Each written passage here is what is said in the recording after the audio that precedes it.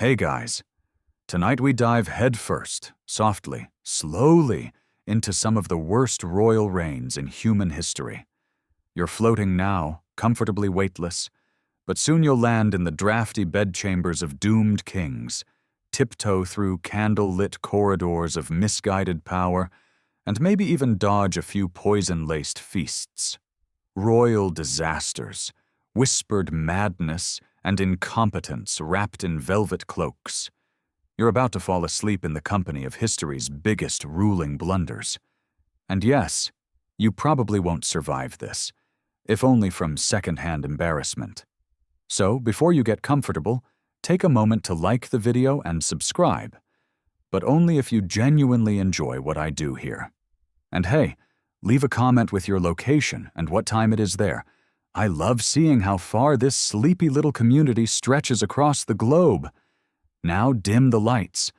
Maybe turn on a fan for that soft background hum, and let's ease into tonight's journey together. You're in medieval England now, rain spitting sideways through a cracked window of stone. Inside a musty royal nursery, a young boy, John, is learning how to be utterly disappointing. He's the youngest of King Henry II's 5 sons, which is historically code for you're not inheriting much. But somehow, fate clears a path. His older brothers die off or rebel in increasingly dramatic Shakespearean spirals, and John, deemed Lackland by his own father because he wasn't meant to own anything, gets everything instead. From day one, John rules like someone who knows he shouldn't have made it this far. He's clever, yes, but cruel in a way that feels personal. Not just taxation cruel, vindictive cruel. You feel it when he imprisons his own nephew Arthur, young, popular, potentially a rival, and then, mysteriously, loses him. Historians still argue whether John personally murdered Arthur in a drunken rage or simply had it arranged. Either way, you imagine the candlelight flickering in the stone cell, the sound of footsteps that never return. But John's true talent isn't just in cruelty, it's in alienating absolutely everyone. Nobles, bishops, his own family, and even the Pope. Yes, this man managed to get excommunicated, which is sort of the medieval version of getting banned from a church-themed Airbnb, and also having your Wi-Fi cut off by God. You picture him now, glowering over a map of France, trying to hold on to the sprawling Plantagenet empire his father built. But John loses Normandy to the French, thanks to a mix of military ineptitude and being generally disliked by his troops. Soldiers abandon him mid-campaign. One French chronicler called him more harmful than manly. Ouch. Still, John doesn't give up. He just gets weirder. His taxes grow so extortionate that barons begin quietly sharpening swords under their dinner tables. You feel the tension rise across the realm, like a low hum of rebellion. It peaks in 1215, when the barons force John to sign the Magna Carta, a document that, ironically, was meant to stop kings from acting like, well, John. It's one of the most important legal documents in the Western world, and he signed it the way a toddler gives back a stolen cookie, reluctantly and planning revenge. Of course, he immediately breaks it. Civil war breaks out again. You can almost hear the horses thundering across damp English fields, smell the wet hay and anxious sweat. John's final campaign is marked by one last, darkly comic episode. While retreating across the Wash, a tidal estuary, he somehow manages to lose the crown jewels, literally. Historians still debate whether they were dropped in a baggage cart, swallowed by quicksand, or swept away by the incoming tide. The medieval chroniclers are suspiciously smug about this. Imagine John, wet boots squelching, staring blankly at the gray water where his legacy is sinking beneath the waves. He dies shortly after, possibly from dysentery, possibly from being just plain exhausted by how thoroughly he'd burned every bridge he could find. The chroniclers don't mourn him. One wrote, "Foul as it is, hell itself is made fouler by the presence of John." Oof. But tonight you're not judging. You're simply watching, sleepily, as a failed king fades into the damp fog of English history. His story becomes a gentle mist, something distant now, dulled by time and moonlight. And remember, this was just the warm-up. You barely have time to drift deeper before the air thickens, warmed by firelight and the faint smell of roasted pine resin. You're in Rome now, though the streets feel unusually quiet. A breeze carries smoke. It's soft at first, like incense, then sharper, tangy, acrid. Something's burning. This is Nero's Rome, and he's your guide. Sort of. He's probably busy composing a love ballad to his own reflection right now. As emperor, Nero had the flair of a theater kid with too much power and absolutely no stage manager. Everything about him screams drama. His velvet robes swish too loudly. His crown's just slightly too heavy. You'd laugh. But then again, the guy could have you executed mid-chuckle.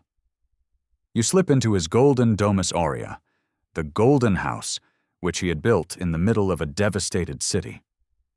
Because yes, he let Rome burn, or possibly helped it along, just to make space for a palace with its own artificial lake and a rotating dining room. Historians still argue whether Nero started the fire of 64 AD or just took suspicious advantage of it. Some say he was out of town. Others claim he was seen watching from his balcony, strumming a lyre and reciting Homer, which is basically the ancient Roman equivalent of going live on TikTok during a disaster. You feel the heat lick closer. The city blazes while Nero sings. You picture terrified citizens scrambling with buckets, temples collapsing, and statues cracking under the heat. 2/3 of Rome turns to ash. But Nero? He rewrites the narrative. Blames the Christians. Starts rounding them up. This marks the beginning of centuries of persecution. But that's Nero, always deflecting. When he isn't burning cities or fiddling through disasters, he's eliminating threats, real or imagined. You float beside him as he signs execution orders like they're party invitations. His own mother, Agrippina the Younger, gets the royal treatment. He tries to poison her, then collapses her boat. When she survives that, he just sends a guy with a sword. The family scrapbook must have been tense. There's something deeply childlike in Nero's rule, like he never fully understood the difference between theater and reality. He didn't want to govern, he wanted applause.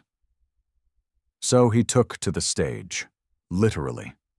Performing in public, singing operas, acting out scenes. And no one could leave early. Senators had to sit through hours of his crooning while quietly wondering if clapping too hard might also get them killed. And the thing is, he wasn't entirely untalented.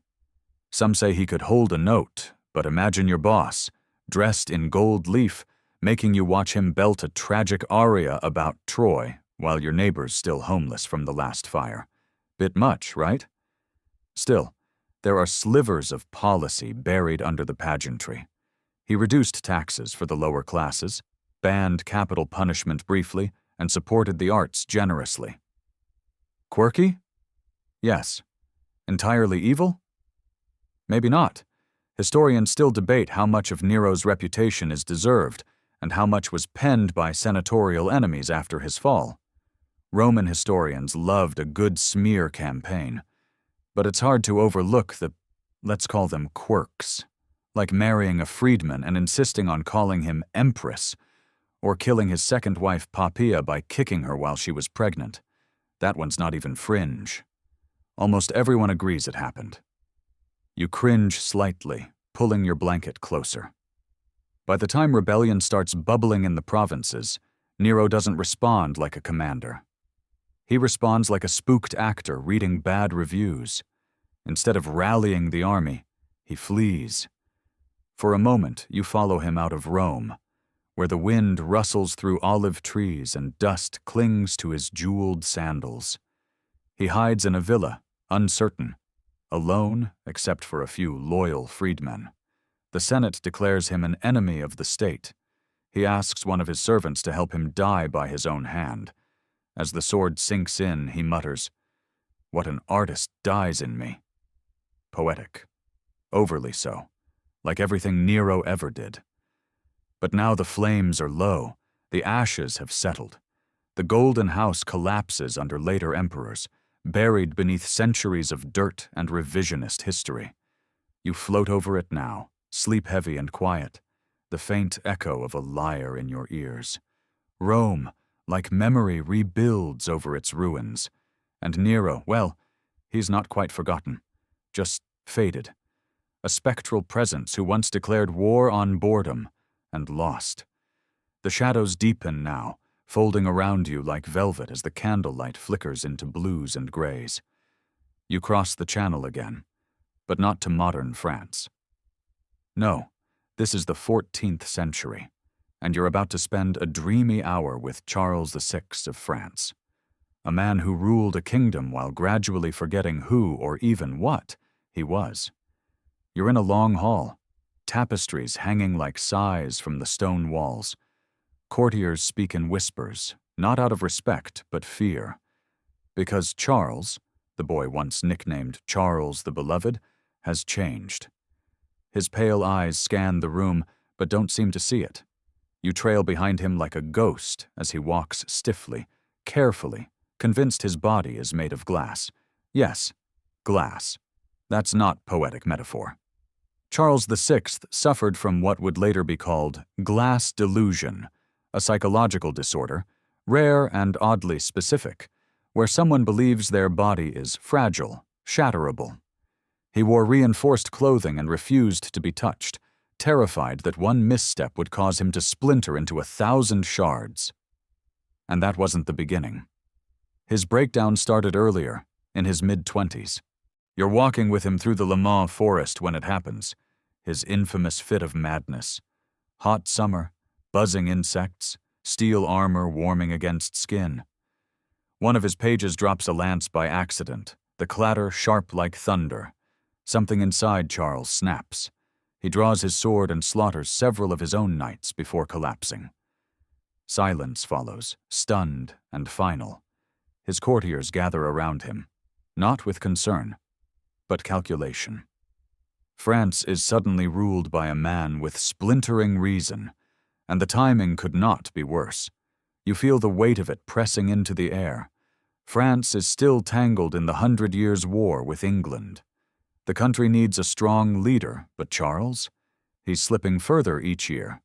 His lucid periods come and go like bad weather. Sometimes he recognizes his wife. Other times he screams at her for being a demon. He forgets his children. He forgets his name. At one point, he insists he is St. George. You sit beside him in those lucid moments. He weeps, apologizes, sometimes even governs. But the court around him adapts by fracturing. Factions form. His brother Louis and his cousin, the Duke of Burgundy, start battling for power like shadowy marionette masters. They use Charles's condition like a lever, pulling strings through whispers. Historians still argue whether Charles's madness was hereditary or triggered by stress, or maybe some blend of both. His mother had shown signs of instability, and stress wasn't exactly in short supply for a medieval monarch. Still, few kings in European history would rule so long in such a broken state. 42 years on the throne, most of them not really present. You shuffle along behind the mess. Paris grows uneasy, and the countryside rises. Rebels called the Cabochons, furious about taxes and royal incompetence, march through the streets. You smell the tannic bite of blood and the bitter rot of wine barrels broken during the chaos. But Charles just sits in a tower room, quietly tending to a garden of imaginary glass roses. Occasionally, someone tries to take charge.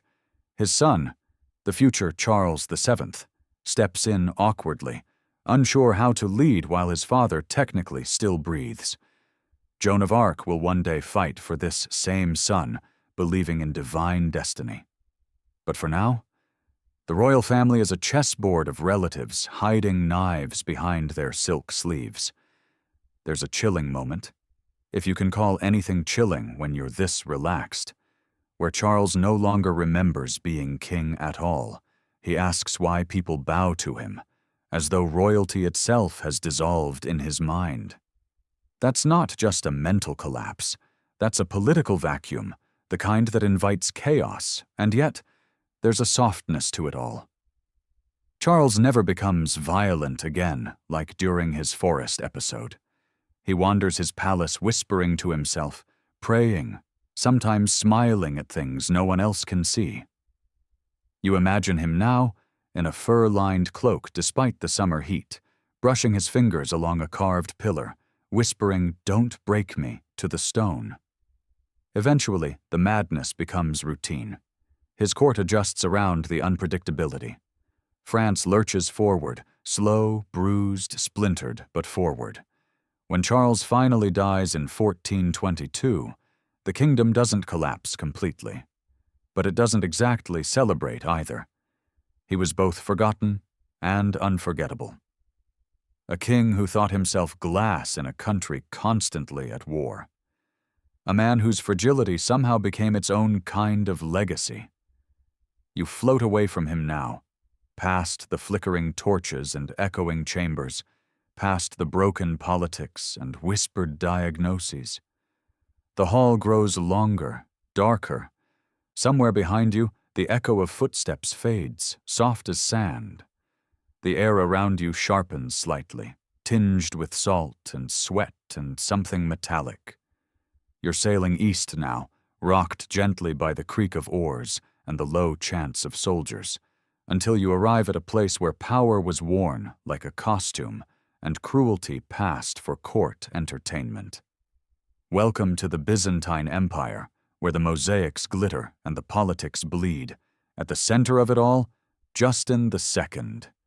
You settle into the marbled halls of Constantinople in the 6th century, just after the death of the great Emperor Justinian. His reign was long, legendary, and a tough act to follow. Enter Justin II, his nephew, his heir, and ultimately one of the most pitiful emperors to ever sit on the golden throne. You watch as he tries to fill shoes that were not only too big, but also set on fire. At first it looks promising. Justin walks tall, declares new policies, and refuses to pay tribute to the empire's old enemies, like the Sassanid Persians. That sounds bold, right? You almost want to root for him. But then he starts unraveling. It begins quietly, whispers from servants. A slip of speech here, an odd expression there. Then come the howls. Yes, howls. You hear it through the corridors, the emperor shrieking uncontrollably, gnashing his teeth, babbling nonsense. He begins to experience violent mood swings, sudden fits of rage followed by catatonic silence. Historians still argue whether he suffered from severe bipolar disorder, schizophrenia, or possibly a brain tumor. Whatever it was, his madness was not metaphorical. It was visible, and it was terrifying. One of his more vivid quirks? He reportedly chewed furniture, not metaphorically chewed people out. No, he bit his palace's wooden chairs like an angry hamster. Imagine being a court official trying to draft tax reforms while your emperor is sinking his teeth into the royal settee. You follow him into one of his infamous fits. He screams that the walls are closing in. He accuses statues of spying. He orders people executed, then forgets. Eventually, the palace becomes more of a waiting room than a court, waiting for the next unpredictable episode. And yet Justin II doesn't abdicate. Not right away. Instead, in a moment of rare clarity, he decides to appoint a co-emperor, a general named Tiberius. He wraps the man in purple robes and essentially says, "You rule now, but don't say that out loud." A pretty solid plan, if you're planning to continue throwing shoes at your advisors. You hover above the tension, watching courtiers tiptoe, afraid of triggering another breakdown. Some accounts claim he had to be strapped down during council meetings or lulled with music. He loved the organ, apparently. The echoing pipes calmed him. You can almost hear it now. Notes floating through the hall as the emperor rocks gently in his golden chair, eyes vacant, lips muttering fragments of Latin prayers. The empire suffers under his rule. The war with Persia worsens, provinces fall.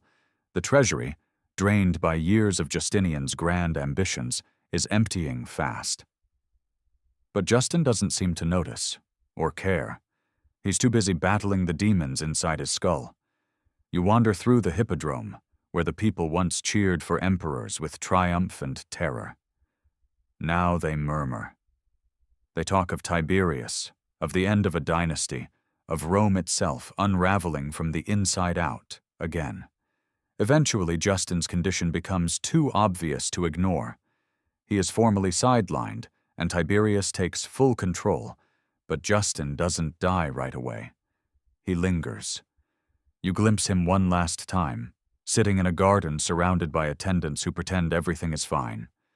He hums, he laughs, and then nothing. There's a strange, almost tender tragedy to Justin II. He wasn't evil, just overwhelmed. A man crushed under the shadow of an empire too vast for his mind to hold.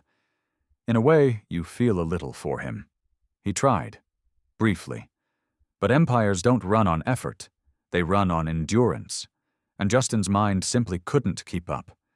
You leave him now, drifting down one of Constantinople's candle-lit corridors, where the flicker of flame glints off gold-tiled walls. The echo of a mournful organ still lingers behind you, long after the man who loved it has gone quiet. Your breath catches faintly now, the scent of salt traded for the sharp spice of incense and aged parchment. You float west again, far west, and land among the black marble arches and crimson rugs of Castile. Spain in the 14th century is a patchwork of crowns, but you're heading straight for one man, Peter of Castile, better known to history, rather unkindly, as Peter the Cruel. He doesn't greet you. He's too busy glowering at a polished silver mirror, adjusting his collar with a mixture of paranoia and pride. His beard's trimmed too neatly. His eyes flick too fast. There's a sense that at any second he'll do something, anything, and everyone nearby is waiting to see who suffers. Peter's reign, beginning in 1350, comes with a footnote-sized warning label. Trust no one, bring extra daggers. He inherits the throne at 16, and for a while, you might believe the people got lucky. His early reforms seem just and even progressive. He tries to curb noble power, support commoners, and stabilize royal finances. But those reforms come with teeth. The nobles, furious at their waning influence, begin scheming, none more viciously than Peter's own half-brother, Henry of Trastamara. This is where the bedtime part of this story gets blurry, because if you're hoping for a peaceful sibling rivalry, you're in the wrong century. You hear Peter's footsteps echo through the Alcazar Palace as he storms past guards and advisors, muttering orders. His suspicion of betrayal has matured into obsession. He sees assassins in the garden shrubs, traitors behind wine goblets. One by one, his courtiers begin to vanish. Some arrested and executed, others simply disappeared. Historians still argue whether Peter was a reforming idealist driven to cruelty by betrayal, or a cold, calculating psychopath who found pleasure in blood. Some records, including those from his enemies, claim he'd invite guests to dinner and have them strangled before dessert. But not everyone feared him. Peter was adored by many Jews and Muslims, who lived under his protection in an increasingly hostile Catholic realm. His tolerance was rare for the time, and dangerous. Henry used it as propaganda, branding Peter as unchristian, fanning the flames of rebellion among nobles who needed little encouragement. You hover now above the battlefield, midwinter. Mud clings to boots, swords clash in the Castilian twilight. This is no grand war of ideals. It's a long, grinding civil war between Peter and Henry, dragging on for over a decade. The kingdom shudders, alliances flip, French troops are pulled in, English troops too. Edward, the Black Prince himself, rides in to support Peter for a time, even installing him temporarily back on the throne after Henry dethrones him. But it never lasts, because Peter, paranoid, fierce Peter, can't stop purging. Every time someone helps him, he suspects treachery. You see the fear in their eyes as he stares too long. Even his allies don't feel safe, especially them. You follow him into a cold stone chamber in Montiel, 1369. He's been lured into a trap by Henry. They stand face to face, half-brothers, enemies, reflections of a broken house. There are no trumpets, no long speeches, just a quick scuffle, a dagger flash, and a line that's rumored to echo through time. "I am the king," Peter gasps, and Henry answers, "You are no king," before driving steel into flesh. That's the end of Peter, or at least the physical man. But stories outlive kings, and Peter's story becomes myth. To some, he was a monster who ruled by fear. To others, especially Spain's marginalized communities, he was a rare defender in a dark age. And here you are, half asleep, caught between two truths: cruelty and compassion in the same crown. A man who killed dozens, perhaps hundreds, yet shielded the vulnerable from persecution. History, like dreams, never offers clear answers. You drift upward now, the cold halls of Castile dissolving into soft warmth again. The scent of dust and iron fades, replaced by the faintest hum of something else. Perhaps hoofbeats. Someone worse is waiting. The wind changes again, brushing your cheek like dry parchment. The sky above turns the color of a faded bruise, and you find yourself stepping out onto blood-soaked soil. Well, metaphorically. You're in Russia now, the real Russia, the cold, hard, early modern kind. And at the top of the trembling food chain, Ivan IV, better known to the world and to your bedtime nerves as Ivan the Terrible. You pull your cloak tighter, not for warmth, but for protection, because everything about this man is unpredictable. You see him at different ages. A brilliant boy raised in a court full of snakes.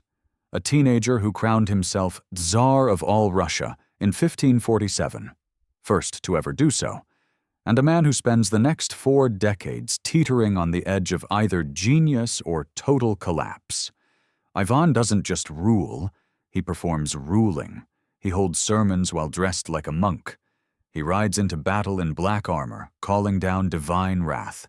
He composes religious texts, some of them pretty good, others slightly deranged. His intelligence is undeniable. His insecurity is terminal. You walk beside him through the Kremlin, your footsteps silent. On his good days, Ivan is reform-minded. He expands printing in Moscow. He restructures the military. He even creates the first standing army of Russia, the Streltsy, with their distinctive uniforms and unfortunate future. There are moments where you think maybe he's just misunderstood. Then a courtier coughs at the wrong time, and someone's head rolls into the corner. Because when Ivan breaks, he shatters. Historians still argue what exactly triggered his descent. Some say it was the death of his beloved wife, Anastasia. Others suggest years of court intrigue, possible mercury poisoning, or the trauma of a brutal childhood. It's probably all of the above, tangled like string in his brain. You get your first real taste of terrible Ivan during the Oprichnina, his personal reign of terror. He divides the country, literally. There's Russia, and there's his Russia. He creates a secret police of black-robed horsemen who roam the countryside like harbingers of judgment. Their symbol? A dog's head and a broom, sniffing out treason and sweeping it away. You're there when Ivan rides into Novgorod, a city he suspects of disloyalty. You watch as he systematically destroys it. Thousands killed, drowned, tortured. families dragged from churches, bells tolling like war drums. It's one of the most horrific domestic purges in European history. Even Ivan seems shaken when it's over, but not enough to stop. He becomes obsessed with enemies, foreign spies, traitorous boyars, maybe even shadows. His own advisors beg him to stop. Some flee, others aren't so lucky. Then comes the most infamous moment of his reign. You're in the royal palace. The air's heavy, thick with candle smoke and tension. Ivan's son, the Tsarevich, stands before him. An argument flares. The young man is passionate, too bold for his father's taste. Some say it's about military policy. Others say it's about the treatment of the Tsar's pregnant daughter-in-law, whom Ivan had beaten in a fit of rage. In that moment, something inside him snaps. He strikes his son with a staff in the head. The boy dies slowly. Ivan weeps. You watch it unfold like a fever dream. A man who ruled by fear, brought to ruin by his own hand. The painting of this moment, Ivan the Terrible and his son by Repine, captures the horror. Ivan's eyes wide in disbelief, his hands trembling. But it's not fiction. He really did it. After that, Ivan declines fast. He grows erratic, even more so than before. His health fades. He suspects everyone. He changes wills, cancels marriages, marries again and again. 8 times in total. One wife supposedly drowned herself to escape. Mood. There's one final twist before the curtain drops. Ivan dies suddenly during a chess game in 1584. Just slumps over. Quietly. No drama. No blood. Just gone. And yet his shadow doesn't leave with him. He leaves Russia a larger empire, yes, but cracked and unstable. His son Fyodor, weak and sickly, takes the throne next, and the country slides toward chaos. The time of troubles, mass famine, civil war, fake heirs. But that's another nightmare for another night. Tonight, you walk quietly through the halls he built, the churches he gilded, the skulls he emptied. You trace your fingers along the cracked tiles of his mind. Ivan the Terrible wasn't just terrible, he was terrified. Of betrayal, of isolation, of legacy. And in turn, he taught Russia to be afraid. Outside the Kremlin, snow falls softly. It covers everything, even the blood. Your breath fogs now, crisp and tart with the scent of rot and damp fabric. The snow of Russia fades, and you find yourself transported across the gray channel to medieval England, where the cobblestones clack under your boots and the ravens at the Tower of London shift uneasily. Because now, you stand in the long shadow of a boy king who became a national disaster, Edward II. This one's messy, not just politically, but emotionally, personally, spectacularly messy. You feel it the moment you enter court, this strange mixture of pageantry and panic, loyalty and loathing. Edward is tall, handsome by the standards of the day, with clear Plantagenet features and a rather vacant stare. His father, Edward I, nicknamed Longshanks and Hammer of the Scots, was a terror in armor. His son? Less hammer, more hobbyist. You trail behind him as he inspects his stables, not his treasury. He's more interested in rowing boats than ruling, more obsessed with digging ditches than diplomacy. Seriously, he loved manual labor, once joined peasants in building a wall, much to everyone's horror. And the nobles? They notice. Oh, they notice. You're seated at court when Edward introduces Piers Gaveston, a charming, flamboyant knight who immediately becomes the king's closest advisor, and possibly more. Historians still argue over the exact nature of their relationship, but the chemistry is undeniable. Edward lavishes him with titles, lands, honors, and what can only be described as an overwhelming amount of emotional energy. It goes over like a lead joust. The barons are livid. Gaveston is arrogant, mocking them with nicknames, flaunting his influence, and even wearing royal colors. They see him as a parasite, a dangerous distraction. Some even blame him for Edward's lack of interest in governance. Though, honestly, Edward never showed much talent in that department anyway. Eventually, the nobles snap. Gaveston is exiled, then recalled, then exiled again. And then, in a flash of steel and rage, he's captured and executed, just like that. Beheaded on a hill, without trial. Edward is devastated. Grief gives way to vengeance. But instead of asserting control, Edward spirals. You follow him through disastrous military campaigns, like Bannockburn in 1314, a humiliating loss to the Scots under Robert the Bruce. You hear the screams, the crush of English pride, the gallop of defeat.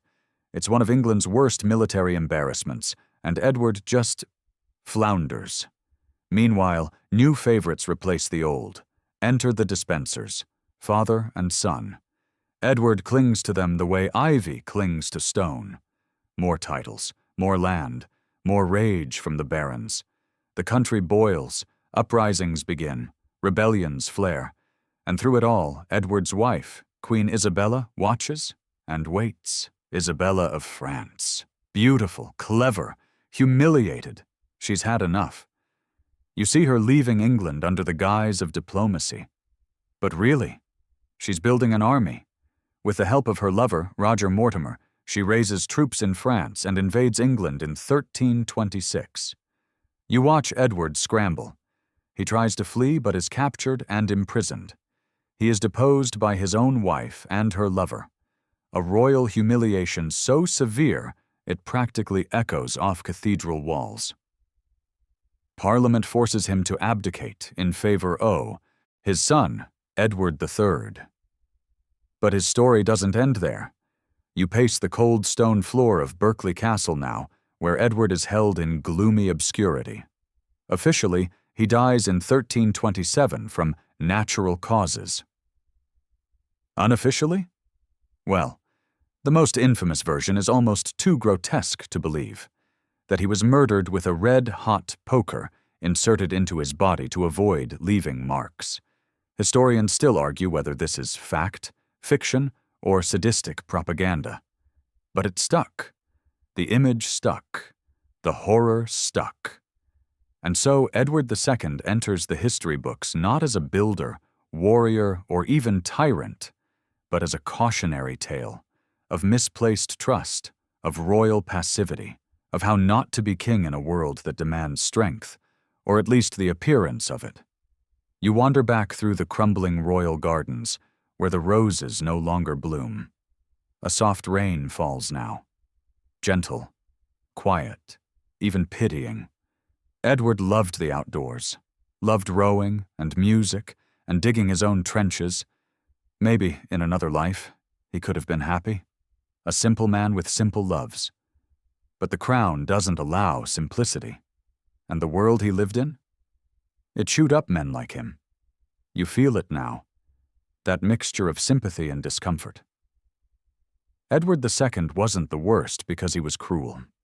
He was the worst because he didn't seem to want the job at all, but couldn't let it go until it destroyed him.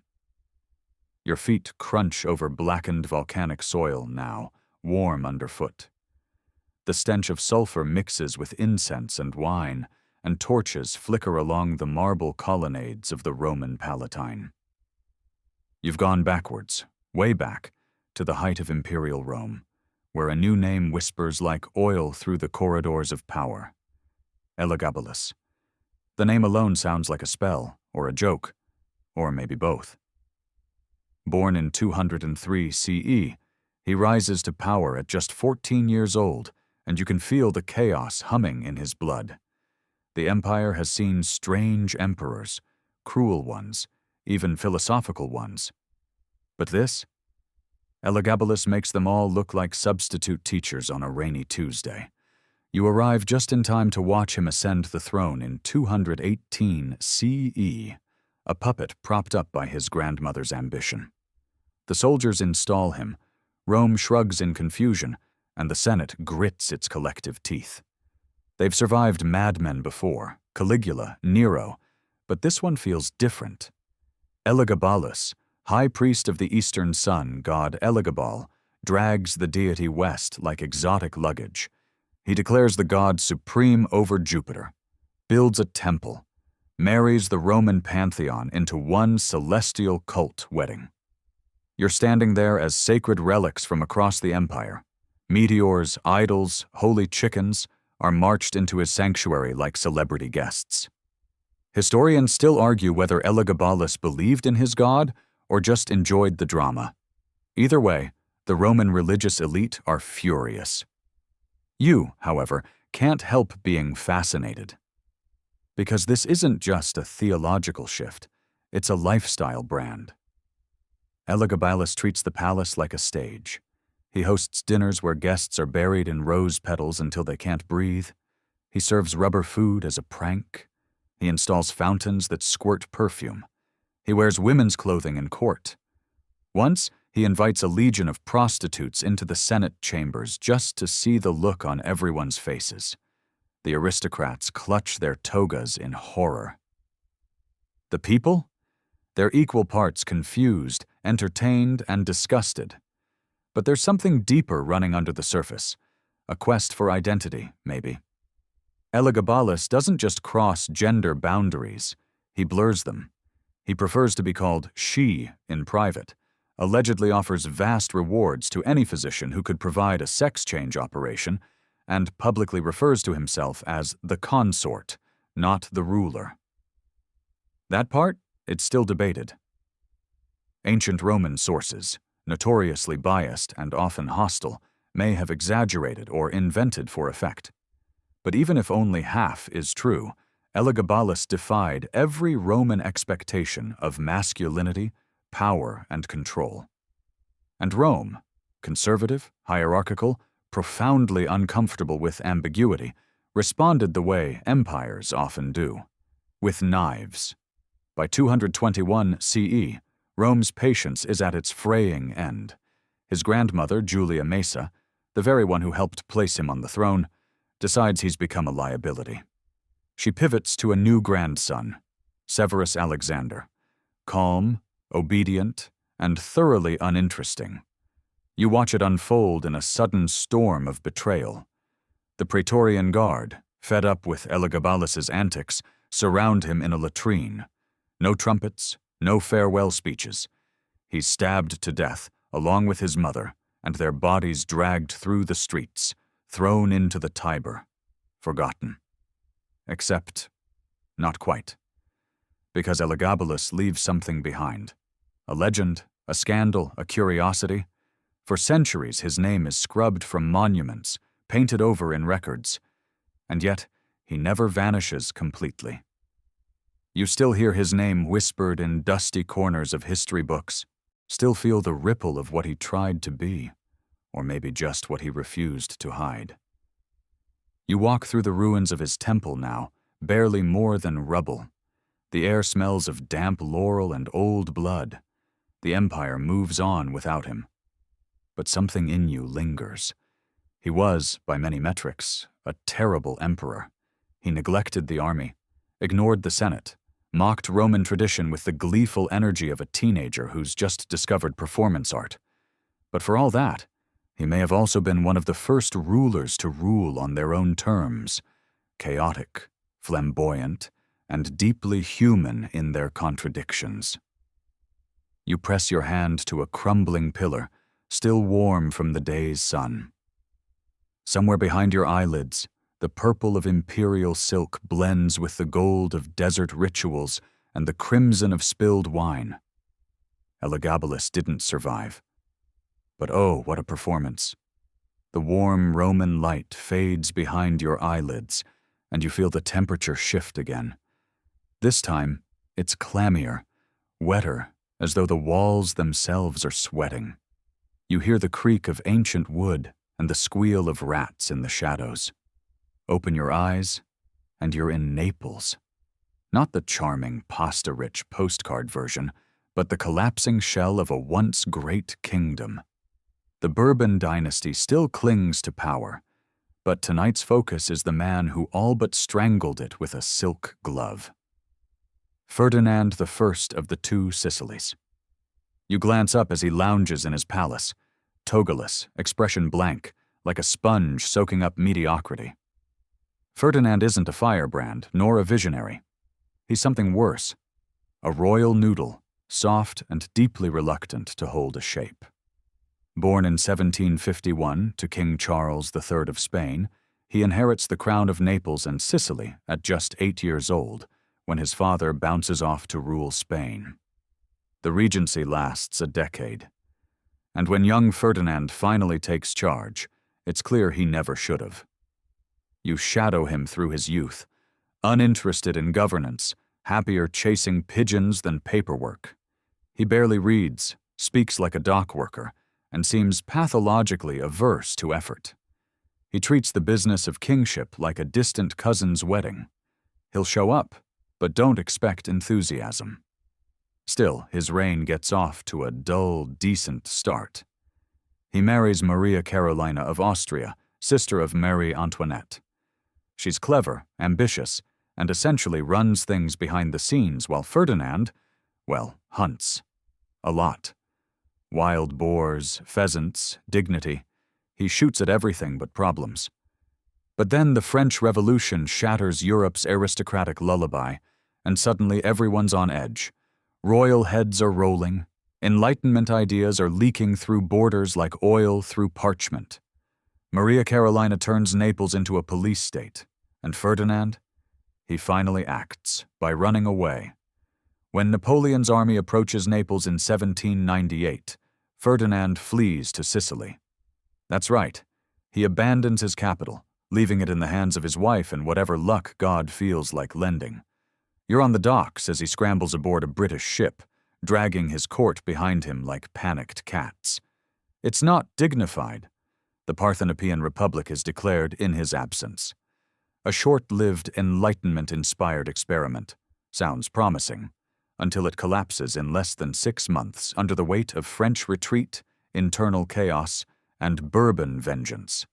Ferdinand returns with Austrian and British backing, all puffed up and righteous. He crushes the Republic brutally. Thousands executed, many more exiled. The philosopher Eleonora Fonseca Pimentel, one of the first female journalists in Europe, is hanged publicly, barefoot, as a warning. You pass her on the scaffold, her gaze calm, her final words ringing in your ears.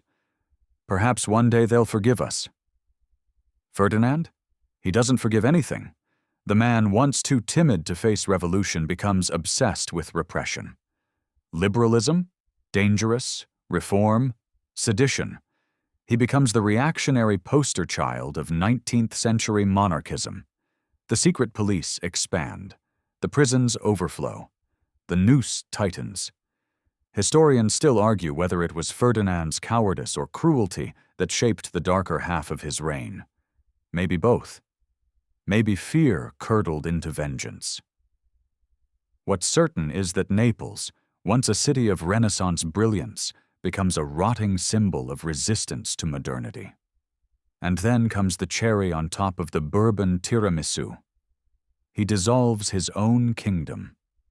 In 1816, after Napoleon's defeat, he combines Naples and Sicily into the new kingdom of the Two Sicilies, crowning himself Ferdinand IV of this fresh political Frankenstein.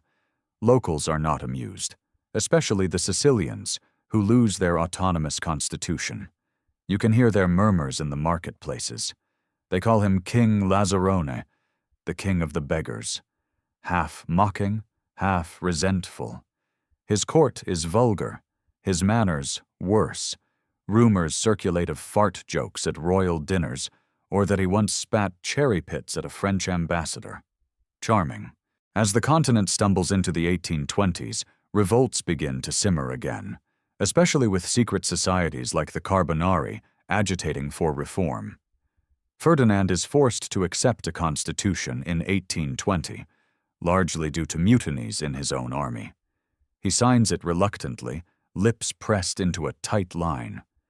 But the moment he's able, he calls in Austrian troops, crushes the movement, and repeals the whole thing. And yet, somehow, he clings to power. Right up to his death in 1825, Ferdinand remains stubbornly entrenched, a relic of a crumbling order.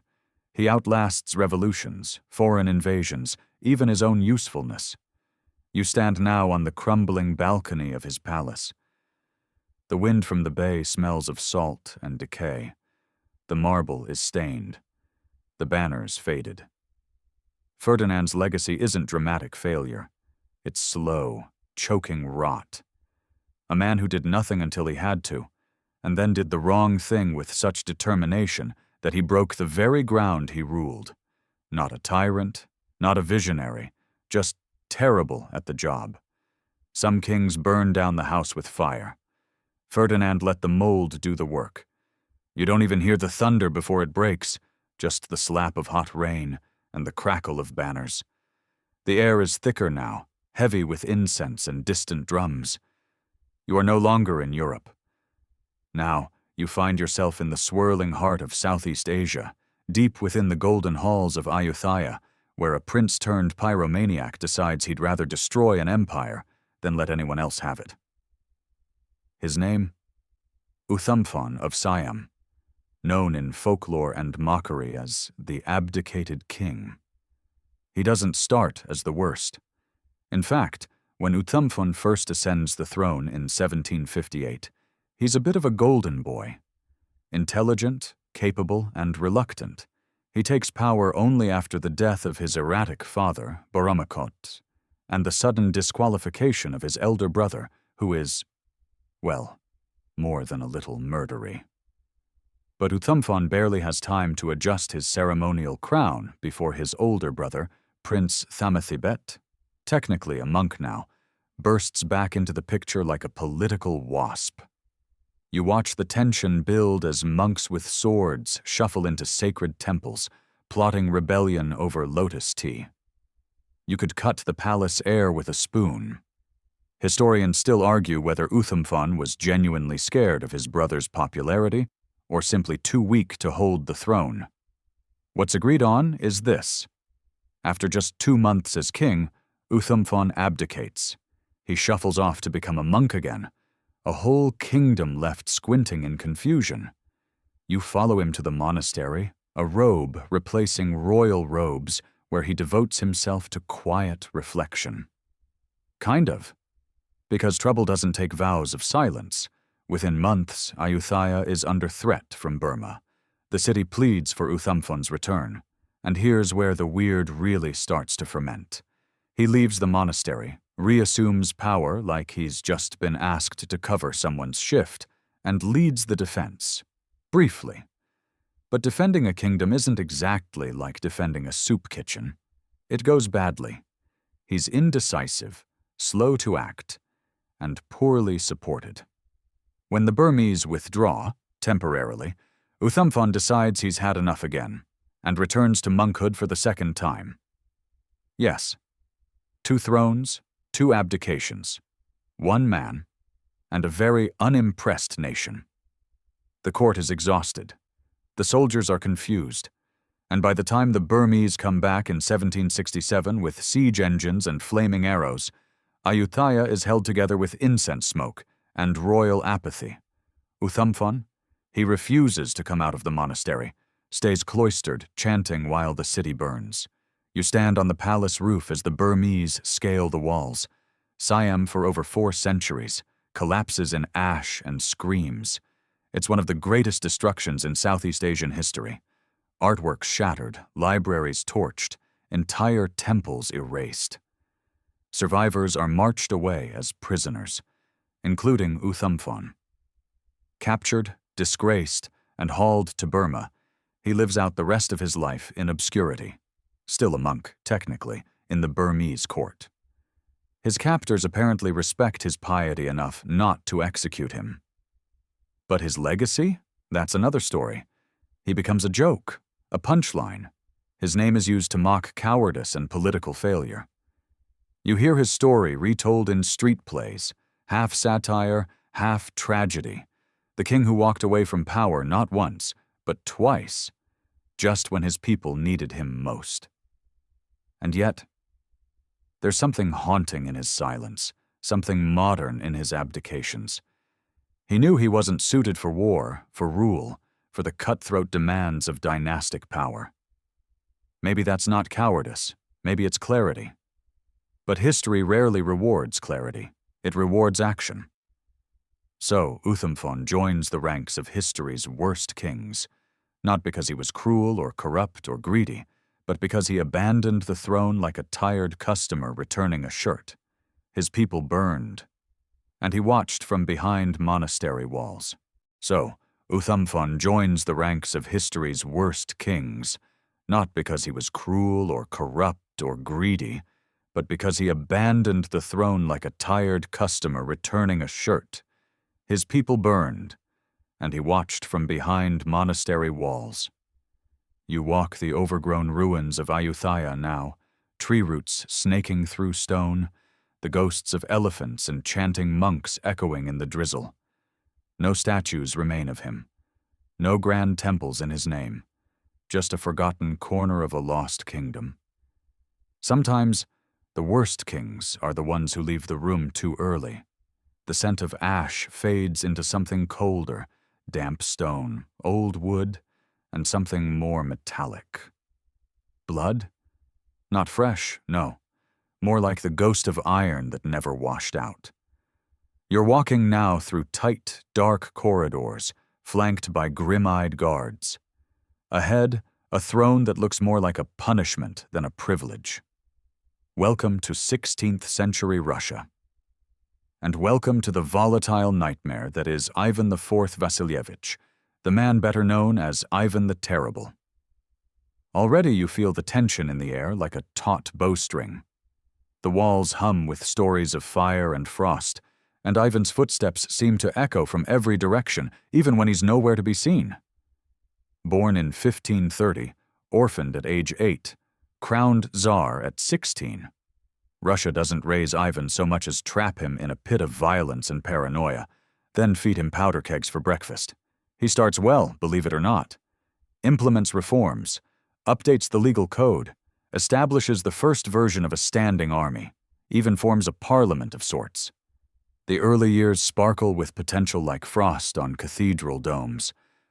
But don't get comfortable, because it all cracks in 1560 when his beloved wife, Anastasia, dies, possibly poisoned.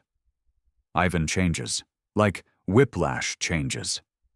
The kind of psychological snap you can hear from orbit. Grief curdles into madness. Suspicion becomes obsession. His rage, always close to the surface, now erupts without warning. Historians still argue whether Ivan's descent into violence was triggered purely by personal trauma, or if he was already teetering before Anastasia's death. Either way, you now find yourself a front-row witness to what happens when power becomes unchecked, paranoid, and personal. He creates the Oprichnina, a kind of internal terror squadron, part secret police, part Holy Inquisition, part mafia. They dress in black, ride black horses, and carry severed dog heads on their saddles to sniff out treason. Not metaphorically, actual dog heads. Cute. These men descend upon Russian towns like a biblical plague. Land is seized, nobles are tortured, entire families vanish overnight. Ivan watches with cold satisfaction, occasionally joining in the festivities. One source describes him setting fire to an entire city, then personally killing anyone who tried to flee the flames. You watch him stalk through a banquet, cup of mead in hand, smiling slightly. His beard drips with grease. The stories say he once beat his daughter-in-law for wearing immodest clothing, causing her to miscarry. And when his son confronted him, Ivan struck him, so hard he killed the heir to his dynasty. Imagine the silence in that moment. Ivan, eyes wide, bloodied staff still raised. The future of Russia, dead at his feet. He never recovers from it, not emotionally, not politically. The grief and self-loathing twist him further, like a man chewing glass out of habit. You see him later, racked with disease, surrounded by yes-men too scared to breathe loudly. He dies in 1584 during a game of chess. Appropriately, really. A king cornered by the consequences of his own strategy. And yet, not everything about him is easily discarded. Ivan expands Russia's borders significantly, pushes through administrative reforms that outlast his cruelty, and establishes the Tsardom as a centralized power. He lays foundations, ugly ones maybe, but solid. That's the tragedy, isn't it? Ivan wasn't a fool. He was brilliant, educated, visionary even. But his brilliance was poisoned by paranoia, wrapped in vengeance, and delivered through waves of institutionalized horror. In modern Russian, his epithet, Grozny, doesn't actually mean terrible in the way we hear it. It's more like formidable or awe-inspiring. But the terrible part? Oh, it sticks. Because you don't slaughter thousands, torch cities, and kill your own son without earning that word tattooed across the centuries. You wander now through the empty halls of the Kremlin, feeling how much blood was spilled for silence. The icons on the walls watch you, their paint cracked, their eyes hollow. Ivan's ghost lingers, not in the statues or the coins, but in the cold feeling behind your spine. The reminder that power, once absolute, almost always collapses inward. Russia survived Ivan, but it never really got over him. The icy echo of Ivan's Russia melts into something altogether dustier, drier. Now the wind tastes of sand and rosewater, and the skyline tilts under minarets and sun-bleached battlements. You are in Persia. Not the romanticized Scheherazade version, but the turbulent 18th century, when the Safavid Empire has already fallen, and a man named Suleiman II of Persia rises, if rises is even the word for a man who mostly naps while his country burns. This is not one of your more majestic rulers. You find him seated in the Qajar court, posture slouched, mind drifting, as if he's half listening to a bedtime story himself. Unlike Ivan, there's no grand ambition here, no vision of conquest. Suleiman doesn't crush his enemies. He forgets they exist. Where other kings rage, he shrugs. His reign begins in 1750. But don't be fooled. He hasn't earned the throne. He's been plucked from a religious retreat, dragged out of semi-obscurity like a forgotten side character from a better book. Historians still argue whether he ever even wanted the job, or if he just liked the robes. From the beginning, Suleiman feels more like a placeholder than a monarch. Persia, by this point, is fractured and exhausted. The empire once known for silk roads and shahs has become a jigsaw puzzle of warlords, tribal leaders, and opportunists. What the country desperately needs is a unifier. What it gets is a nap enthusiast. Suleiman surrounds himself with court favorites, sycophants, clowns, and one strangely persistent astrologer who keeps warning him not to make decisions on Tuesdays. You stroll through the palace garden and see the royal court deep in debate over melon varieties, while entire provinces are falling into enemy hands. His personal interests? Mostly food, poetry, and taking credit for other people's work. He's not openly cruel, just tragically unaware of nearly everything. You know the phrase, fiddling while Rome burns? Suleiman doesn't even own a fiddle. He's sipping sherbet while Persia is looted by regional rivals. During his reign, cities switch hands like poker chips. The Ottomans nibble at the west. Local rulers declare autonomy. Even his capital, Isfahan, loses its luster. Once a jeweled city of fountains and learning, it starts to decay, neglected like a garden nobody waters. There's one moment that almost looks like leadership. A rebellion sparks in the south, and Suleiman is advised to respond with force. For a heartbeat, he seems animated, even outraged. He summons his generals, issues dramatic proclamations, then retires for a midday nap and never follows through. The rebellion burns itself out. Not because of his intervention, but because the rebels get bored and run out of money. The real power, predictably, is in the hands of his viziers. But these men are often more interested in court intrigue than public service. Assassinations, embezzlement, and magical thinking run the show. At one point, Suleiman reportedly orders a census based entirely on dreams reported by local mystics. You half expect someone to consult a goat for tax policy. His downfall is as gentle and ridiculous as his reign. In 1757, just 7 years after he took the throne, he is deposed without bloodshed. No grand battle, no exile. He simply steps aside, perhaps relieved, perhaps confused, and fades into seclusion, his political legacy a lukewarm shrug.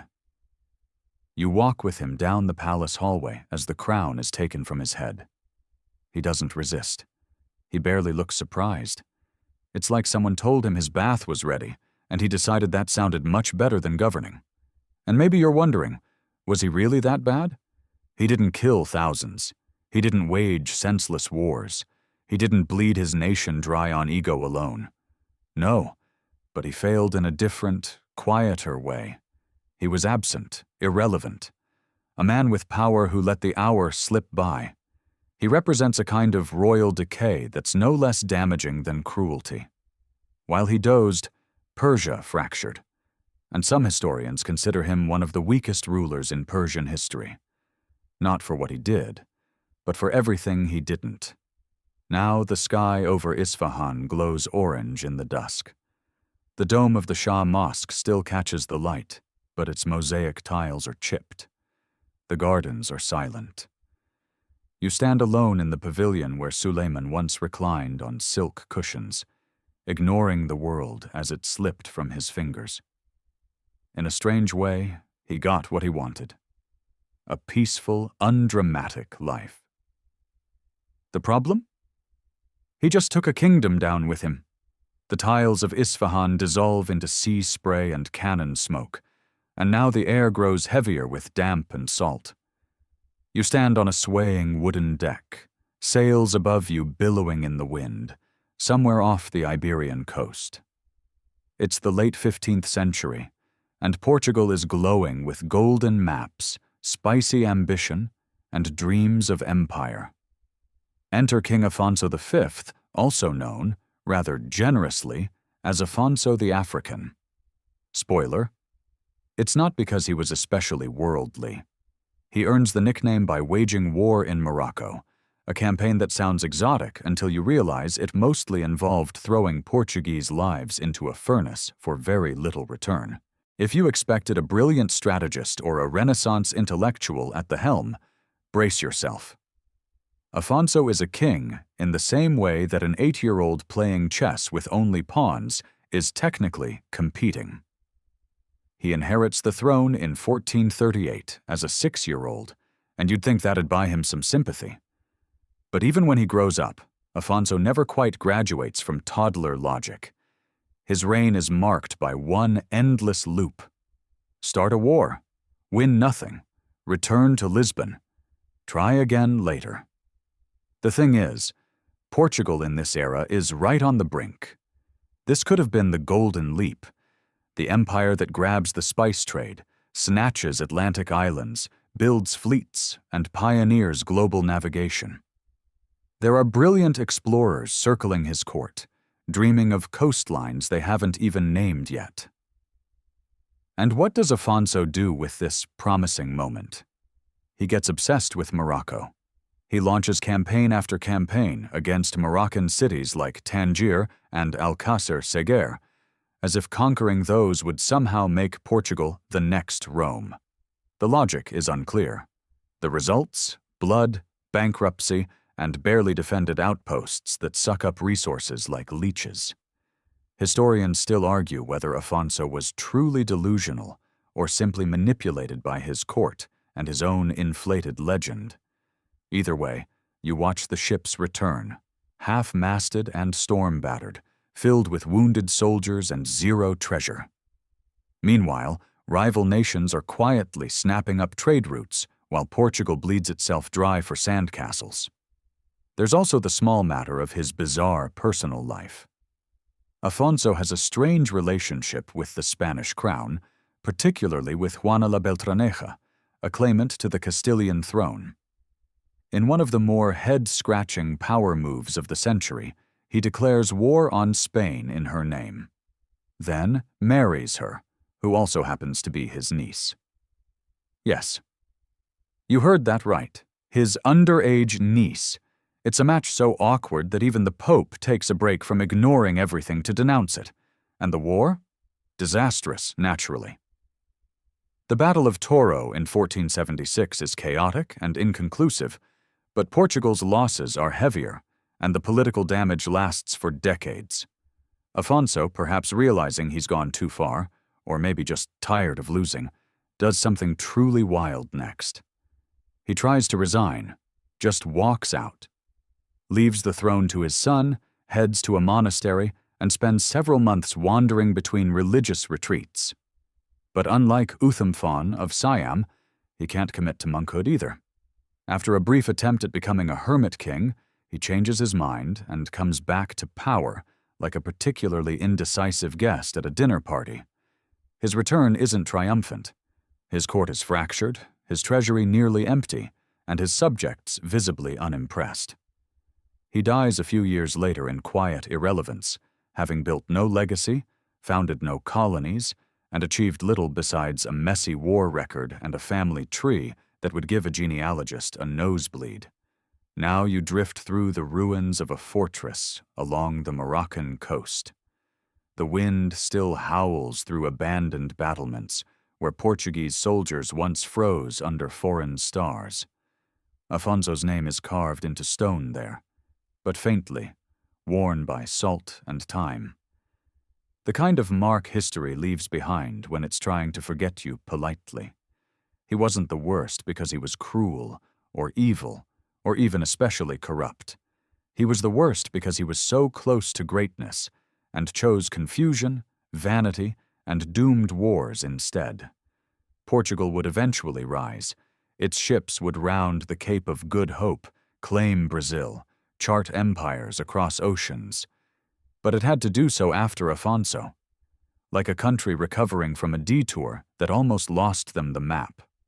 The waves retreat, and in their place comes a sticky heat, the kind that clings to your clothes and sinks into your bones. You're now in ancient Sri Lanka, or Ceylon, as European powers would later call it, surrounded by lush jungles and carved stone temples, the scent of frangipani battling the reek of stagnant politics. Here stands a king so dazzlingly destructive that his name has become a cautionary whisper, Sri Vikrama Rajasinha, the last king of Kandy. That's not a metaphor. He really was the last. By the time his rule ends in 1815, there is no more kingdom, just the British, smiling politely with treaties in one hand and chains in the other. But let's rewind to when Vikrama is still firmly on the throne, barefoot on lacquered floors, listening to drums echo through the highland hills. He's not even Sri Lankan by birth. He's South Indian Tamil, part of a royal lineage imported through marriage. The Kandyan aristocracy tolerates him at first, largely because they think they can control him. Unfortunately for them, and for everyone within shouting distance, Vikrama is less a puppet and more a grenade with good posture. At first he plays the part well. He holds festivals, supports Buddhism, even contributes to temple restorations. But beneath the incense and ceremony simmers a dangerous paranoia. He begins to suspect betrayal at every turn. Ministers, generals, family members, no one is safe. You sit beside him during a court session and feel it.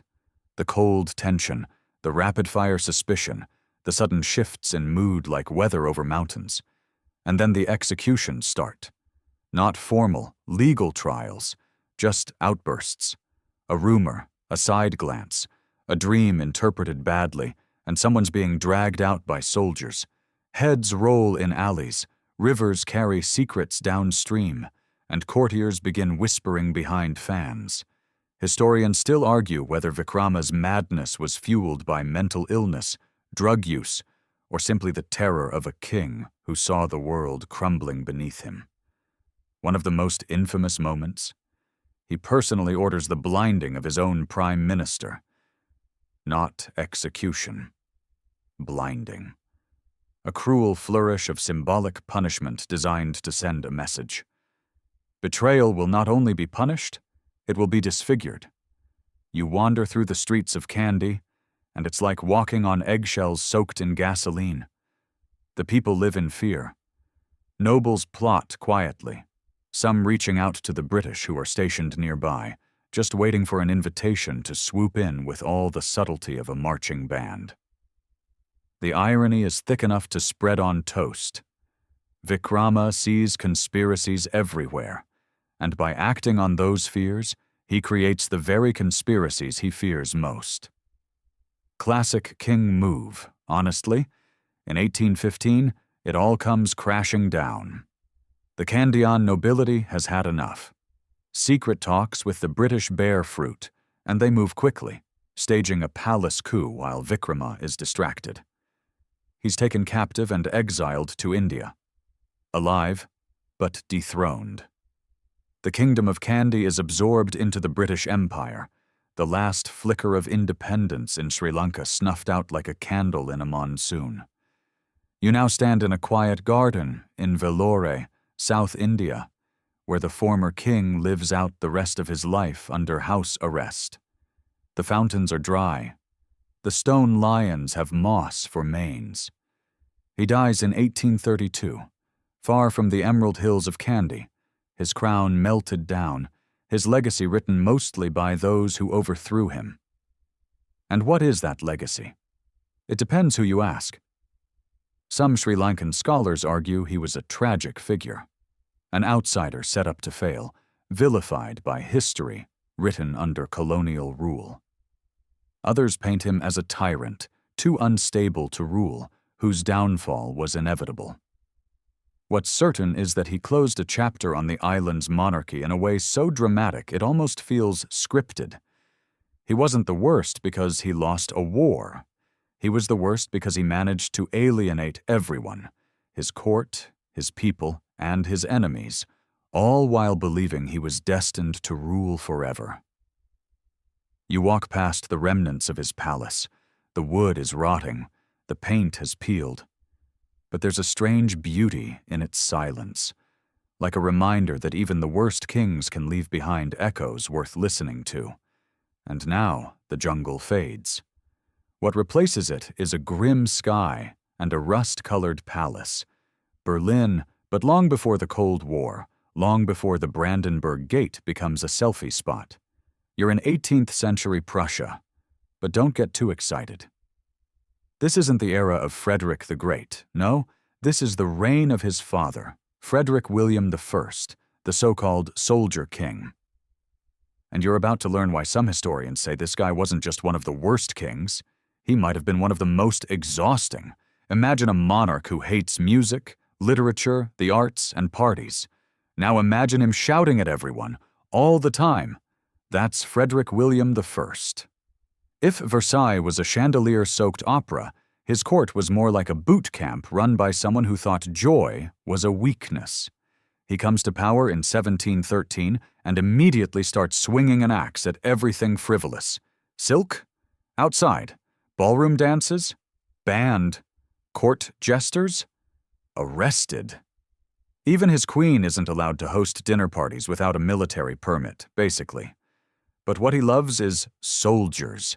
He's obsessed with discipline, marching, uniforms, button placement. You watch him pace the palace corridors in a perfectly tailored coat, barking orders at staff who already know them. He's especially fixated on building an army that looks intimidating, less for fighting, more for display. Which brings us to the giant soldiers. Yes, literally. Frederick William forms a special regiment of very tall men, called the Potsdam Giants. He collects them like action figures, sending scouts across Europe to find 6.5-footers who can be bribed, kidnapped, or bought. If you're tall in 18th century Europe, this man wants you in his trophy cabinet, One poor soul from the Netherlands is reportedly abducted off the street just because he had freakishly long legs. There's even a rumor that Frederick William tried to breed tall soldiers by arranging marriages between them. Military matchmaking, basically. Sees conspiracies everywhere, and by acting on those fears, he creates the very conspiracies he fears most. Classic king move, honestly. In 1815, it all comes crashing down. The Kandyan nobility has had enough. Secret talks with the British bear fruit, and they move quickly, staging a palace coup while Vikrama is distracted. He's taken captive and exiled to India, alive, but dethroned. The kingdom of Kandy is absorbed into the British Empire, the last flicker of independence in Sri Lanka snuffed out like a candle in a monsoon.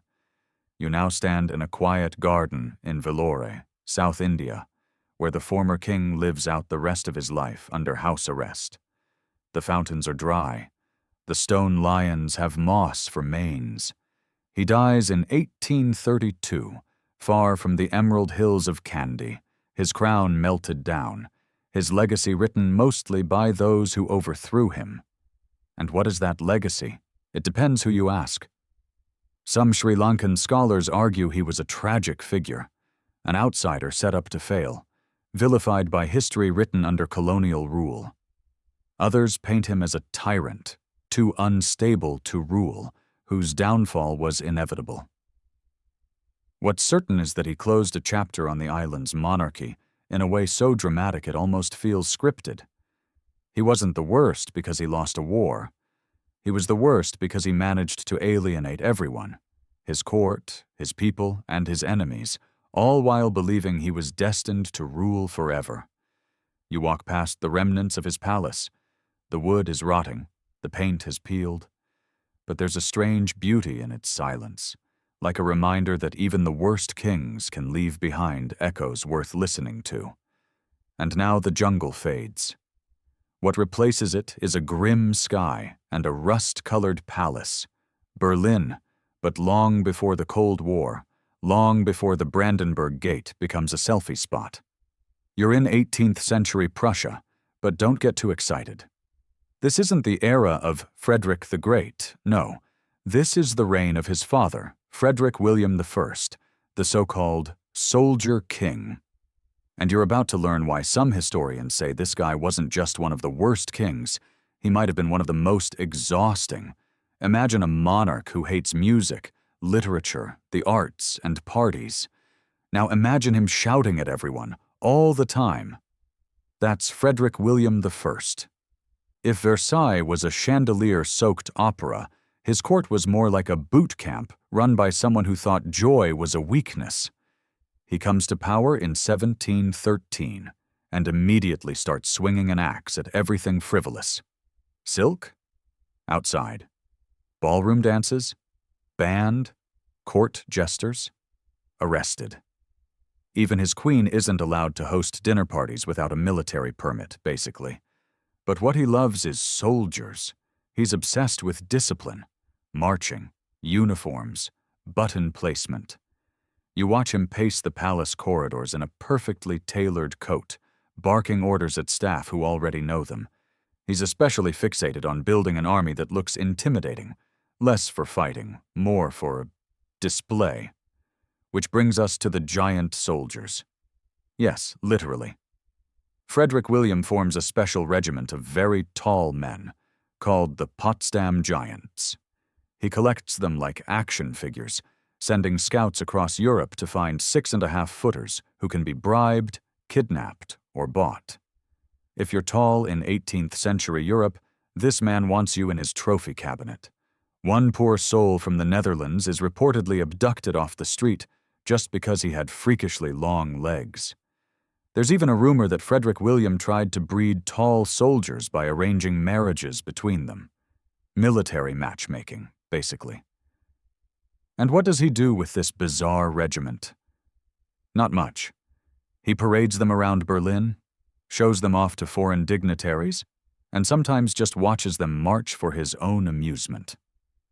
Historians still argue whether this was military fetishism or just a weird power flex. His court life is pure misery.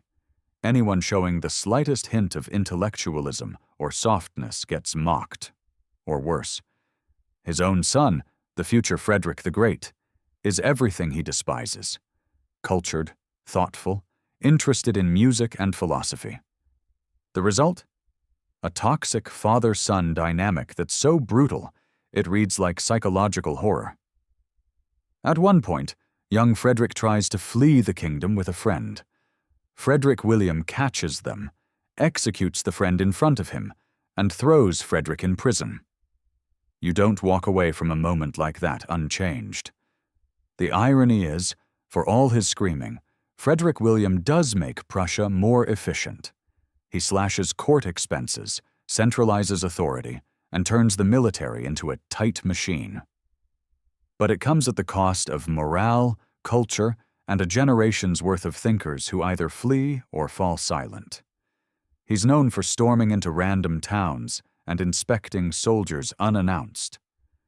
You're in one now, walking beside the startled townsfolk as he strides down the street with his infamous walking stick. Less for support, more for beating people who displease him, civilians, ministers, strangers. He once hit a priest in the head mid-sermon.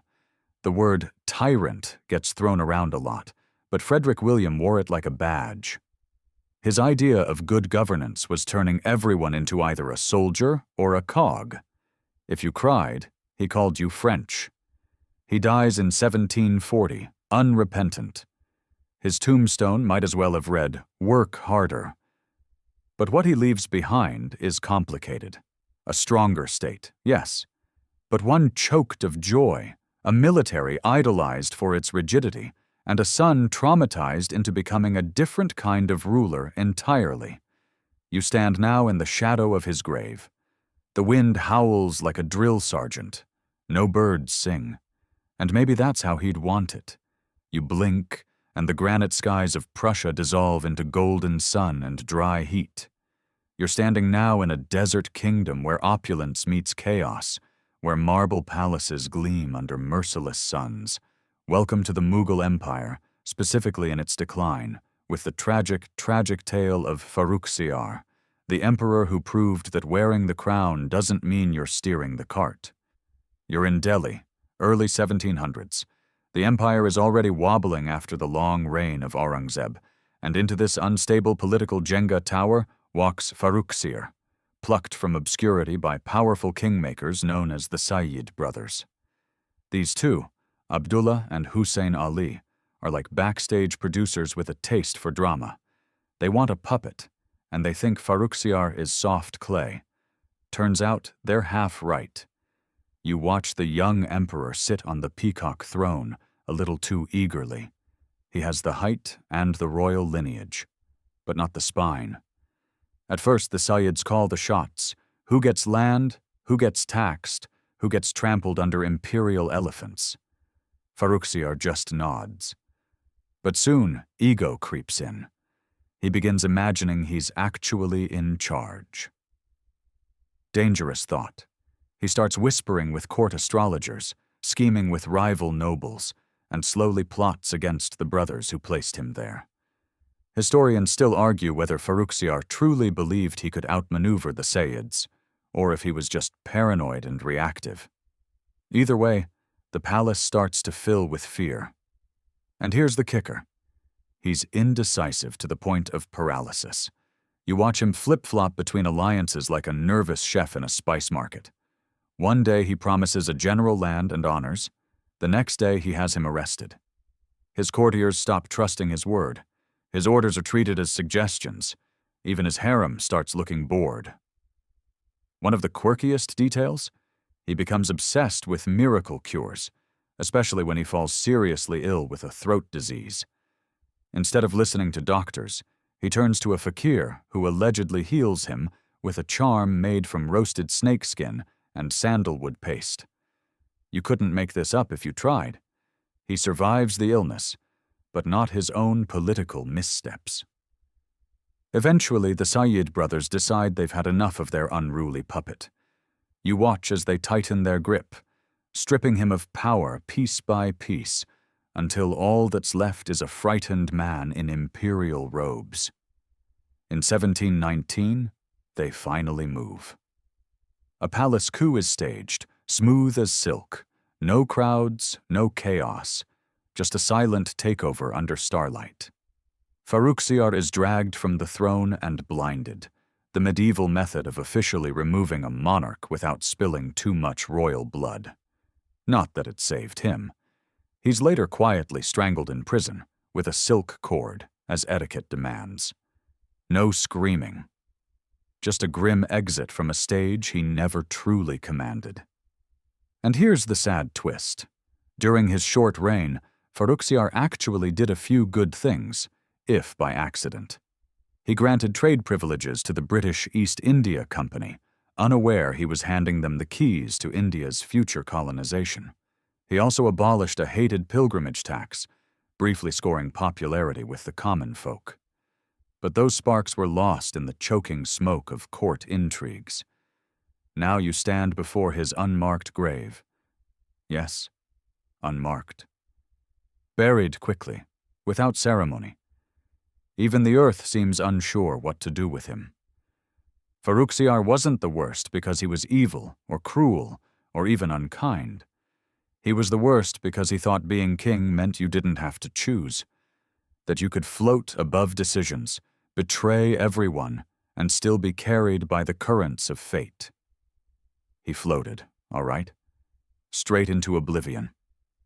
The sounds of India fade behind you, chanting, camel bells, silk brushing over marble.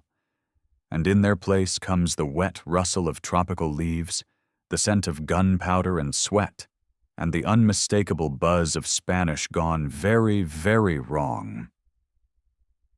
You're now deep in 18th century Paraguay, standing at the gates of one of the strangest, most short-lived kingdoms in colonial history.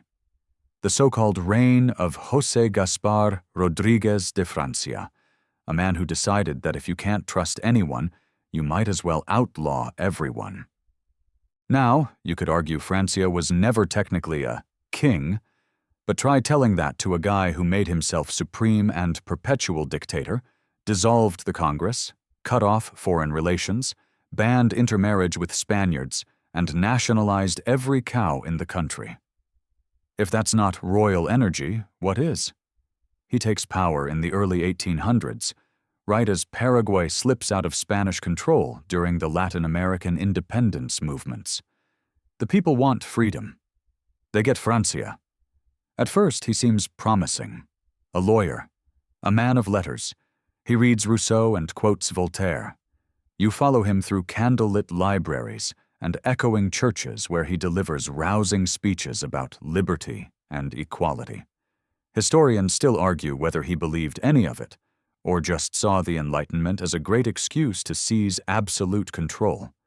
Because soon, things get weird. Francia decides foreign influence is dangerous, so he closes the borders. Literally.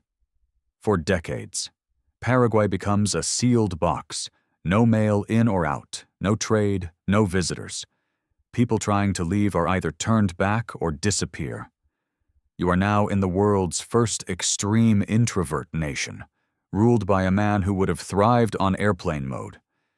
He goes on to abolish the nobility, expropriate church lands, and create a secret police. Oh, and he builds a moat around his own home. For real. Not around the capital. Just his house. With crocodiles, according to some rumors.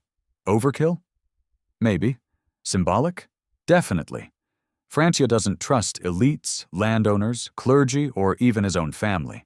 At one point, he arrests his nephew for having a book he didn't approve of. There are stories, half-whispers, of prisoners vanishing into colonial dungeons for saying the wrong thing in a tavern, or having the wrong kind of mustache. And then there's the marriage thing. In a move both bizarre and chilling, Francia bans marriages between Paraguayans of Spanish descent. His goal? Break the old colonial bloodlines. The result? Awkward love stories and a birth registry that reads like a dystopian spreadsheet. couples have to apply for permission to marry. Many are denied. Society starts to atomize. Trust evaporates. He even drafts fake letters between citizens to bait people into denouncing each other. Imagine receiving a message saying, "Don't you think the Supreme is being unreasonable?" and replying, "Totally." Days later, you're in a basement cell with no windows and a lot of rats. That was Paraguay under Francia. But here's the twist. He doesn't enrich himself. He lives simply. He wears plain black robes. His home is modest. No lavish feasts or gold-plated baths. In fact, he executes people who suggest naming buildings after him. It's possible he genuinely believed he was the only thing holding the country together, like a spider at the center of a paranoid little web. When he dies in 1840, there's no official successor. No heir. Just silence. And a crumbling country where no one remembers how to engage with the outside world. You watch the gates creak open for the first time in decades, and the stunned population peers out like blinking owls. Francia's legacy is impossible to pin down. Some say he saved Paraguay from colonial domination. Others say he crushed its spirit for generations. He was feared, admired, loathed, and weirdly respected, even by those he oppressed. But worst king? Oh, absolutely. Because being a bad king isn't just about cruelty. It's about suffocating your country with your own fears, locking every door, and calling it protection. You step back now, the sun sliding over the hills, and you swear you can still hear the quiet clink of iron gates. From the cloistered silence of Paraguay, you're suddenly plunged into brilliant Mediterranean sun, where marble columns lean against blue skies, and the sea sparkles with the kind of elegance that masks deep dysfunction. Welcome to Naples, and welcome, somewhat reluctantly, to Ferdinand IV of the Two Sicilies, a monarch who practically wrote the playbook for how to rule badly with a smile on your face and no idea what you're doing. You're standing now in a palace so lavish it could double as a rococo cake, glittering chandeliers, endless mirrors, silk draperies. But the man who lives here? Not exactly king material. Think, aristocratic golden retriever who wandered into a crown and never left. Ferdinand inherits the throne in the mid-18th century thanks to a Bourbon family tree so tangled you need a map and a headache pill to follow it. His mother, Maria Theresa of Austria, is sharp as a dagger. His wife, Maria Carolina, practically runs the country. And Ferdinand? Well, you once watch him spend an entire afternoon pretending to fish in the palace fountain. That's the level we're talking about. His idea of diplomacy? Hosting massive feasts where he just eats everything. He's notorious for belching loudly at foreign ambassadors, then forgetting their names. His courtiers invent fake ministers just to keep him occupied. But things turn serious when the French Revolution rolls across Europe. Ferdinand panics. He hates anything that smells like republicanism.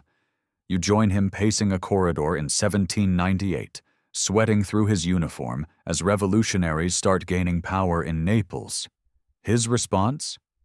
He flees the capital dressed as a servant, abandoning the kingdom to revolutionaries who form the Parthenopean Republic. Historians still argue whether this move was cowardice or simply instinct. Either way, it was not a masterclass in leadership. After British and Royalist forces crush the Republic, Ferdinand returns to Naples. And here's where the worst really kicks in. Instead of trying to reconcile or rebuild, he unleashes a wave of repression so brutal it shocks even his own allies. Mass executions, imprisonments, confiscations of property. Picture him grinning at a military parade while guillotines clang in the background. You almost want to shake him and say, "Pick a lane, buffoon or tyrant."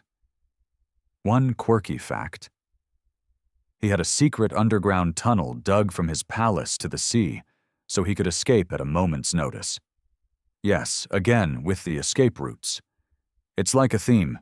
You walk that tunnel now, it's dark, echoing, lined with salt and anxiety. He also loves hunting, obsessively. He once delays a council meeting because he's busy teaching his dogs to bark in harmony. Another time, he holds an entire audience with foreign diplomats in muddy boots and hunting gear, still holding a dead pheasant. Meanwhile, his kingdom is crumbling. Naples and Sicily suffer from corruption, poverty, and a broken legal system. Reforms are promised, but Ferdinand resists anything that might limit his absolute power. Even when his ministers beg him to modernize, he mumbles something about divine right and heads off to inspect his pet fish. There's a moment in 1816 that's truly something. He unites the Kingdom of Naples and the Kingdom of Sicily into the Kingdom of the Two Sicilies. It sounds impressive, like a power move. But in reality, it's more like merging two burning ships and calling it a yacht. He centralizes control, but keeps all the worst parts of each government. The result? More red tape, less justice, and a population that's either furious or exhausted. And yet through all this, he keeps smiling, keeps eating, keeps not noticing that his people are starving, that his enemies are multiplying, and that history is preparing a very unflattering portrait of him. He finally dies in 1825, aged 73, after nearly 60 years of inconsistent, often catastrophic rule. He outlasts Napoleon, multiple revolutions, and most of his critics, not because he was skilled, but because somehow he kept dodging consequences. Like a court jester who stumbled through a minefield and never once looked down. Now, standing in his decaying palace, you smell dust and old perfume. A gilded frame on the wall still holds his portrait. Plump cheeks, small eyes, an expression somewhere between pleasantly surprised and mildly confused. He was not evil. He was not brilliant. He was, in many ways, exactly what a country should not get when it desperately needs direction. A ruler who mistakes instinct for insight, appetite for leadership, and royal blood for actual ability. And maybe, as you leave the room, you realize something. Sometimes the worst kings aren't monsters. Sometimes they're just people in the wrong chair, too powerful to fail, too clueless to succeed. The scent of Neapolitan pastries and royal misfires fades as you're pulled into stormy northern skies, where ambition once burned like wildfire through mist and castle stone. You land now in Sweden, mid-18th century, home of King Eric XIV, the man who proves that intelligence, paranoia, and power can make for a deeply unstable cocktail. You step into a dim throne room where tapestries twitch in the draft, and the air tastes faintly of damp velvet and regret. Eric stands there, gold cloak brushing the stone floor, his sharp eyes flickering too quickly. At first glance, he seems regal, educated, multilingual, a patron of the arts. This is a king who reads astrology charts before making policy and writes love poems when he should be leading councils. Romantic, right? Well, buckle up. Eric takes the throne in 1560 after his father, Gustav Vasa, dies. Sweden is trying to play catch-up with the rest of Europe, and Eric wants to put his kingdom on the map. Sounds noble. But within months, you realize that ambition is paired with a twitchy kind of suspicion. You see him holding secret meetings with astrologers, interpreting sunspots as omens, and drawing political conclusions from lunar eclipses. Historians still argue whether Eric's growing erraticism was due to mercury poisoning, untreated mental illness, or just the high-altitude madness of unchecked authority.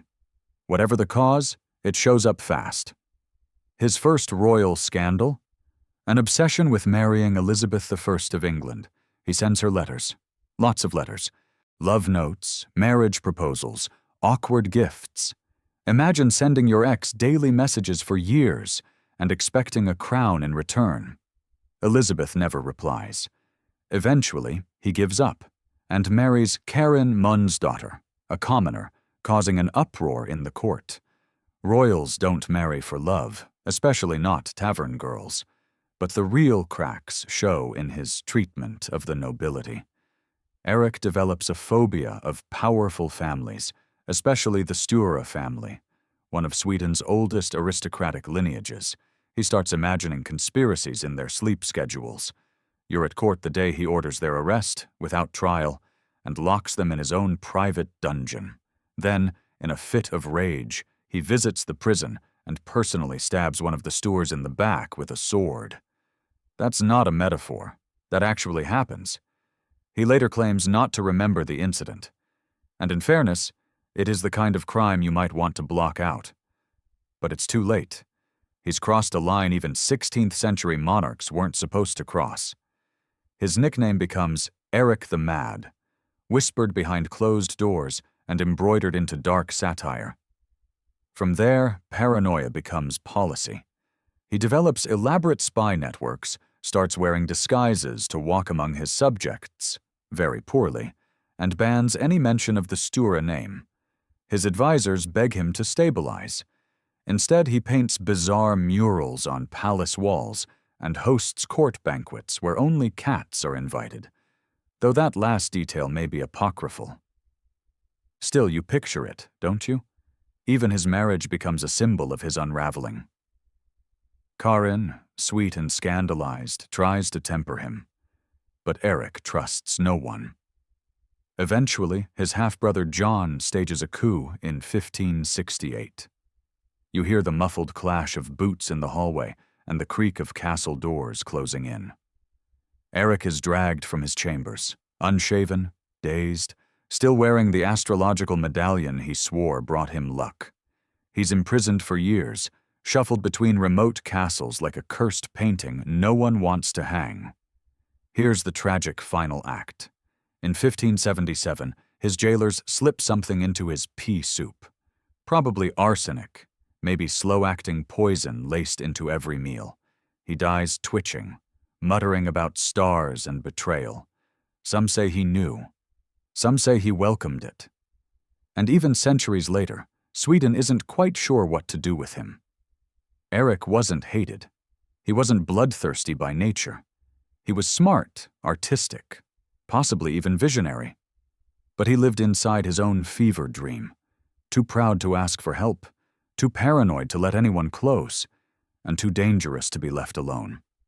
Now, as you pass his portrait in Gripsholm Castle, those eyes still follow you. They're wide, slightly off, and beneath that fur-lined crown, a head that once held the weight of a nation, now remembered mostly as a cautionary tale. The worst kings aren't always fools. Sometimes they're brilliant. They just don't know how to stop the burning. You emerge now from Sweden's ghost-drenched corridors into the final stretch of this long, sleepless journey through royal wreckage. Your feet are tired, your crown is crooked. And yet one last ruler waits, so absurd, so utterly baffling, that it's hard to believe he was real. But he was. His name was Caligula, and ancient Rome has never recovered. You're back in the 1st century, where marble glows under torchlight, and everything smells faintly of incense, wine, and blood. Rome, civilized, brutal, magnificent, is still getting used to this whole empire thing. Augustus is gone. Tiberius has creeped everyone out from his island villa, and into this simmering pot of politics and power steps, Gaius Julius Caesar, Augustus Germanicus, better known by his childhood nickname, Caligula, or Little Boots. At first, people are thrilled. You feel the buzz in the air when he becomes emperor in 37 CE. He's young, charismatic, a war hero's son. The crowds love him. The Senate breathes a sigh of relief. For about 7 months. Then things get weird. First, he falls desperately ill. Brain fever? Poison? Historians still argue whether it was a physical sickness or a mental break. But when he recovers, something is different. He doesn't smile quite the same. He starts staring a little too long, and then he announces that his horse Incitatus is going to be consul. Yes, a horse, not a symbolic appointment, an actual political role.